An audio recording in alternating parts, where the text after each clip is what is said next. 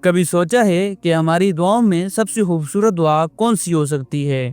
وہ جو صرف ہمارے لیے نہیں بلکہ ہماری آنے والی نسلوں کے لیے بھی ہو۔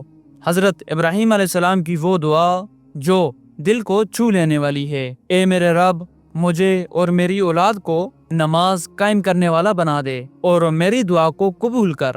ذرا سوچیں، حضرت ابراہیم علیہ السلام جو اللہ کے سب سے قریبی بندوں میں سے تھے، جن کا ایمان کسی بھی آزمائش میں متزلزل نہیں ہوا، وہ بھی اللہ سے یہ دعا مانگ رہے ہیں، یا اللہ مجھے اور میری نسلوں کو نماز کا پابند بنا دے، کیونکہ نماز صرف ایک فرض نہیں، یہ زندگی کا سکون ہے، یہ اللہ سے جڑنے کا ذریعہ ہے۔ جب ہم اللہ کے سامنے جھکتے ہیں تو دل کا بوجھ ہلکا ہو جاتا ہے، راستے خود ہی آسان لگنے لگتے ہیں۔ کیا ہم نے آج یہ دعا مانگی؟ کیونکہ حضرت ابراہیم علیہ السلام نے کہا تھا، اے میرے رب، مجھے اور میری اولاد کو نماز قائم کرنے والا بنا۔